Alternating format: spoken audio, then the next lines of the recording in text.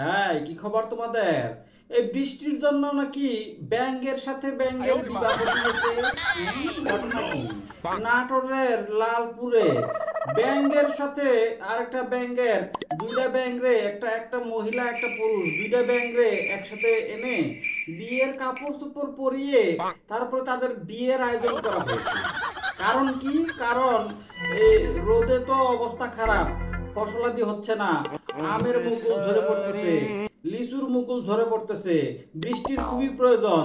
এই অবস্থায় এই সনাতন ধর্মাবলম্বী লোকেরা তারা বিশ্বাস করে যে ব্যাঙের সাথে ব্যাঙের বিবাহ দিলে তাহলে নাকি বৃষ্টি নামার একটা সম্ভাবনা আছে।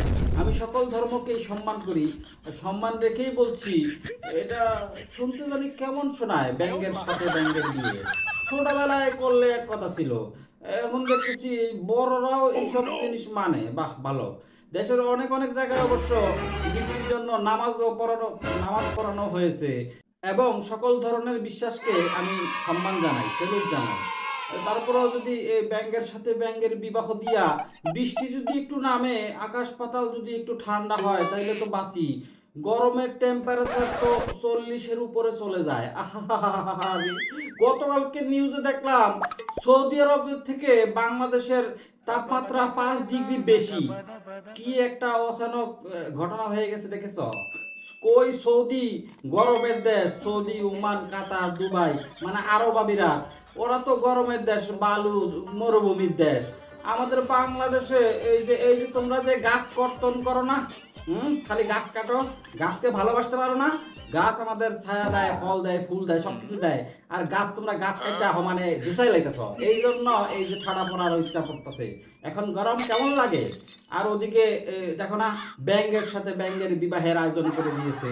হুম অবশ্য অনেক অনেক হুজুর মুসল্লিরা দেখলাম নামাজও পড়েছে, মানে বৃষ্টির উদ্দেশ্যে নামাজ করে আল্লাহর কাছে ফরিয়াদ করেছে, দোয়া চেয়েছে যেন বৃষ্টি হয়। যাই হোক, এটা একটা ভালো কাজ।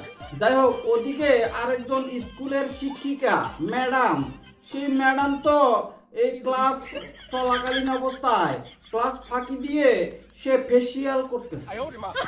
তার রূপ যৌবন, মানে তার একটু সৌন্দর্য বাড়ানোর জন্য ক্লাস ফাঁকি দিয়ে ক্লাস চলাকালীন অবস্থায় তার রুমে বসে ফেসিয়াল করতেছে।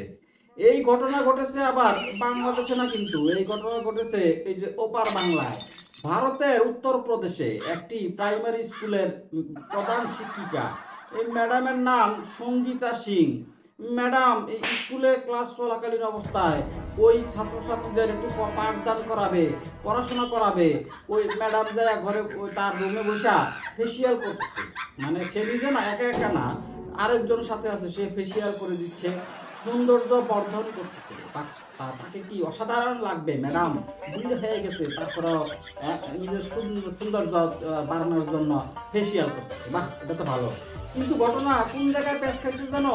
প্রধান শিক্ষিকা তো এই ফেসিয়াল করতেছিল আরেকজনকে নিয়ে, ওই জায়গায় আবার একটা ভিডিও ধারণ করেছে একজন সাধারণ শিক্ষিকা। ওইটাও ম্যাডাম।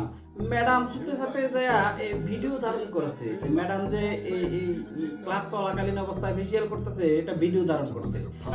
তো ম্যাডাম যখন বুঝে ফেলছে যে মোবাইলে তো ভিডিও করতেছে, ম্যাডাম আইসা কি করছে, ওই যে যে সহকারী ভিডিও করছে, ওই সহকারী শিক্ষিকাকে যাইয়া হাতের মধ্যে দিচ্ছে কামড়। কামড় দিয়ে তো আর ছাড়ে না, রক্তারক্তি অবস্থা। এখন এটা নিয়ে আবার ওই যে কেস মামলার ভিতরে নাকি চলে গেছে, পুলিশের সাহায্য চেয়েছে ওই মহিলা, ওই সাধারণ শিক্ষিকা যে নাকি ভিডিওটা করেছে।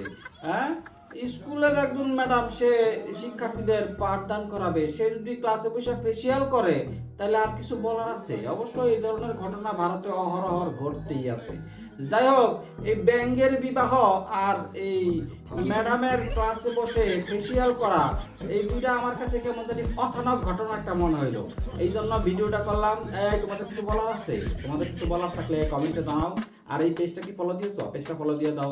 আর ইউটিউব চ্যানেল থেকে দেখে থাকলে একটা সাবস্ক্রাইব করে দাও। ওকে, দেখা হবে পরবর্তী ভিডিওতে। ততক্ষণ পর্যন্ত ভালো থাকো, সুস্থ থাকো। জয় জনতা, জয় মানবতা, জয় বাংলা, বাংলাদেশ জিন্দাবাদ। আসসালামু আলাইকুম।